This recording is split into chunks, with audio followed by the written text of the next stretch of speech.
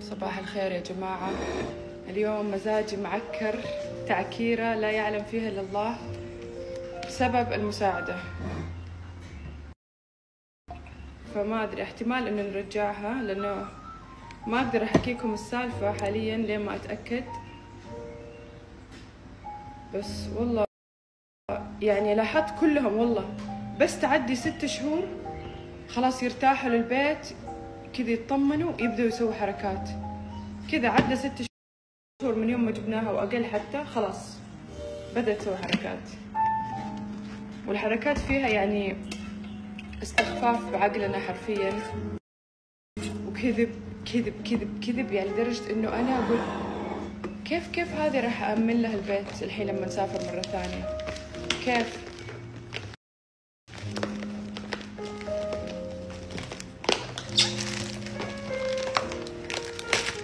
والله مرة مزاجي مرة تعكر، لأنه خلاص حسيت إنه خلاص تعودنا عليها، هي تعودت علينا، نعاملها بطيبة. أوكي أنا معاها مو زي ما كنت مع إيوان، يعني في حدود واضحة بيني وبينها، بس برضو يعني لا تستغفريني لهذه الدرجة، لا تستغفرينا كلنا لهذه الدرجة. إحنا معاكي كويسين، نعطيكي كل حقوقك وأكثر، وتستغفرينا بهذه الطريقة. ليش؟ أنت جاية هنا تشتغلي يا أخي، يلا يقهروا والله يقهروا.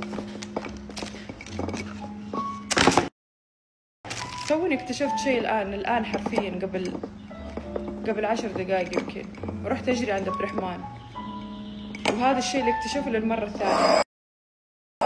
الثانية. تخيلوا بعد التحذيرات اللي أعطيتها إياها، والتحذيرات متى صارت؟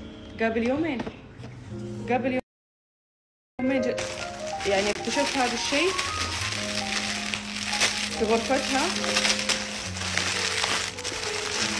وأعطيتها قلت لها هذه آخر فرصة لك، وقلت لها إذا عندك شيء من الحين اعترفي، هذه فرصتك. سكتت علينا، نعاملها بطيبة. أوكي أنا معاها مو زي ما كنت مع إيوان، يعني في حدود واضحة بيني وبينها، بس برضو يعني لا تستغفريني لهذه الدرجة، لا تستغفرينا كلنا لهذه الدرجة. إحنا معاكي كويسين، نعطيكي كل حقوقك وأكثر، وتستغفرينا بهذه الطريقة. ليش؟ أنت جاية هنا تشتغلي يا أخي، يلا يقهروا والله يقهروا. توني اكتشفت شيء الآن حرفيا قبل 10 دقائق يمكن، ورحت أجري عند عبد الرحمن، وهذا الشيء اللي اكتشفه للمرة الثانية. تخيلوا بعد التحذيرات اللي أعطيتها إياها، والتحذيرات متى صارت؟ قبل يومين يعني اكتشفت هذا الشيء في غرفتها، وأعطيتها قلت لها هذه آخر فرصة لك، وقلت لها إذا عندك شيء من الحين اعترفي، هذه فرصتك. سكتت، قالت أوكي أنا آسفة مدري، وما قالت ولا شيء. الحين أكتشفه مرة ثانية، تخيلوا. فما أعرف كيف أتصرف الآن، يعني ورانا سفرية بعد 2 3 يوم، ما أبغى أرجعها وأقعد يعني تخيلوا أأمن البيت على حد غريب الحين، بس بنفس الوقت صرت ما أطمن لها أبدا. أوكي المرة الأولى لما لقيت هذا الشيء قلت أوكي يلا، ما هي شافتنا مرة طيبين كذا استغفلتنا، بس لما جيت واجهتها وقلت لها إنه شوفي هذا آخر فرصة لك، وإذا عندك شيء من الحين قولي مدري، وسكتت ولا قالت ولا شيء، وألاقي شيء مرة ثانية عندها. كيف كذا؟ خبز فينا بهذه الطريقة كيف؟ والله عكرت لي مزاجي، قسم بالله عكرت لي مزاجي، وأنا اليوم عندي مواعيد وصالون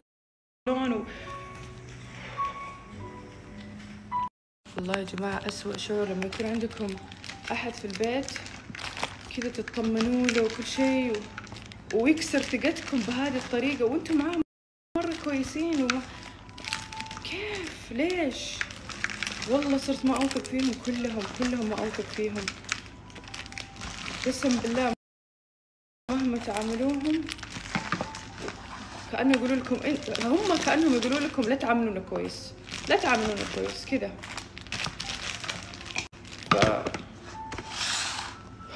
والله مرة عكرت مزاجي.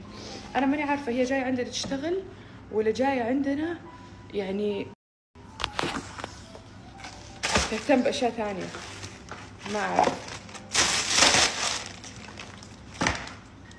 تعرفوا هذه كمان مشكلتنا، إحنا نسافر كثير، فهي تظل وحدة في البيت فترة طويلة، في إنه أوكي ما في أحد في البيت، ما في رقابة يعني كثير.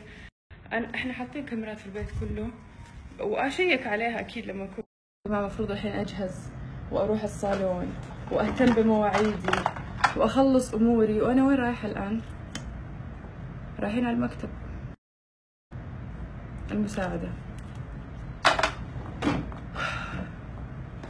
الحين، لأنه قلنا إنه هذه، لأنه المرة اللي فاتت قلنا لها هذه آخر فرصة لك، وإذا عندك شيء مخبيته اعترفي من الحين، إذا عندك شيء قولي من الحين، حنسامحك، ما حنسوي لك شيء إنه خلاص غلطتي معليش حنسامحك الحين، بس إذا في شيء كمان قولي لنا.